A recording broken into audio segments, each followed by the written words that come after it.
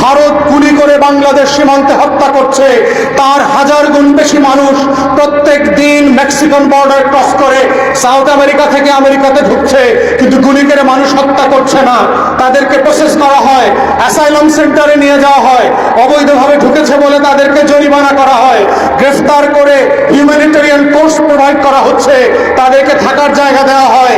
আর এই অসভ্য দেশের সীমানাটা এমন, এর বর্বর উপজাতিগুলো ভিতরে ঢুকে আমার দেশের কৃষককে হত্যা করে, মানুষকে উঠিয়ে নিয়ে যায়।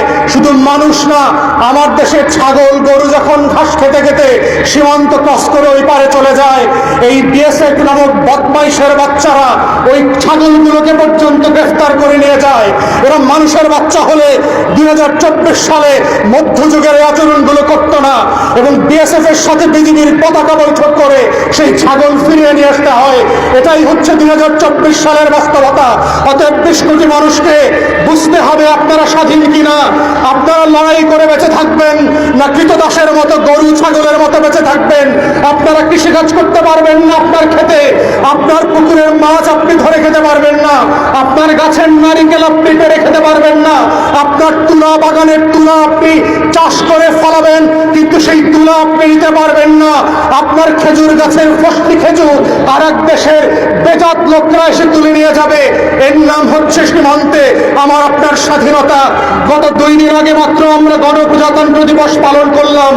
1971 সালের 17 এপ্রিল যেই গণপ্রজাতন্ত্রের ঘোষণা দেওয়া হয়েছিল, সেখানে বলা হয়েছিল পাকিস্তান রাষ্ট্র থেকে আমরা কেন আলাদা হচ্ছি, কারণ পাকিস্তান রাষ্ট্র আমাদের উপরে নির্যাতন করেছে, জুলুম করেছে, আমাদের উপর অত্যাচার করছে, ব্রুটালিটি এবং গণহত্যা চালিয়েছে। কিন্তু প্রশ্ন হচ্ছে, যেই 2 দিন আগে মুজিবনগর দিবস পালন করে আপনার বাপের মূর্তিতে ফুল দিলেন, আপনার চোখে পড়ে না গত 53 বছর ধরে আমার সীমান্তে কিভাবে ব্রুটালিটি চালানো হচ্ছে?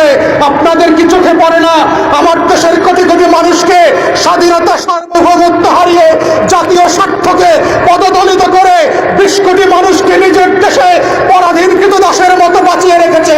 এটা কি আপনাদের চোখে পড়ে না? এই কেমন বেঈমান আওয়ামী লীগ, যাদের একাংশের নেতৃত্বে বাংলাদেশ যুদ্ধ করে স্বাধীন হয়েছে, সেই আওয়ামী লীগের নেতারা আজকে যুদ্ধের চেতনা বিক্রি করতে করতে বাংলাদেশের স্বাধীনতা বিক্রি করে দিয়েছে। এই আওয়ামী লীগ বাংলাদেশের স্বাধীনতা এবং সার্বভৌমত্বের সবচেয়ে বড় শত্রু। এই আওয়ামী লীগের নেতৃত্বে আজকে বাংলাদেশের প্রত্যেকটা স্বার্থ লঙ্ঘিত হচ্ছে। এই আওয়ামী লীগের নেতৃত্বে বান্দরবনের সীমান্ত আজকে অরক্ষিত হয়ে গেছে। এই আওয়ামী লীগের নেতৃত্বে বাংলাদেশের প্রত্যেকটা সীমানার প্রত্যেকটা জমিন, প্রত্যেকটা মানুষ আজকে নিরাপত্তাহীনতায় ভুগছে। অতএব এই জন্য আমরা বারবার বলেছি, বাংলাদেশের একমাত্র শত্রু হচ্ছে আওয়ামী লীগ, বাংলাদেশের জাতীয় শত্রু হচ্ছে আওয়ামী লীগ। এই আওয়ামী দখলদারদের হাতে 53 বছর পরে বাংলাদেশ আবার নতুন করে পরাধীন হয়ে গেছে। তাই এই লড়াই চালিয়ে যেতে হবে। আওয়ামী রাজাকারদের বিরুদ্ধে এই যুদ্ধ, আওয়ামী অলবদরদের বিরুদ্ধে এই যুদ্ধ, আওয়ামী হানাদারদের বিরুদ্ধে আমাদের নতুন করে স্বাধীনতা সার্বভৌমত্বের এই যুদ্ধ চলছে এবং চলবে। যেদিন আওয়ামী লীগ নামক এই পদার্থকে আমরা পরাজিত করে কঙ্কাল বানিয়ে বঙ্গোপসাগরে পাঠিয়ে দেব, সেদিন মাত্র শুধু আমার সীমান্তের প্রত্যেকটা জাতির জনগণ, গাছপালা, গরু ছাগল স্বাধীনভাবে দম নিতে পারবে। আদারওয়াইজ 20 কোটি মানুষের স্বাধীনতা সার্বভৌমত্বের কোন গ্যারান্টি আওয়ামী লীগ নামক জন্তু ক্ষমতায় থাকা পর্যন্ত সম্ভব হবে না।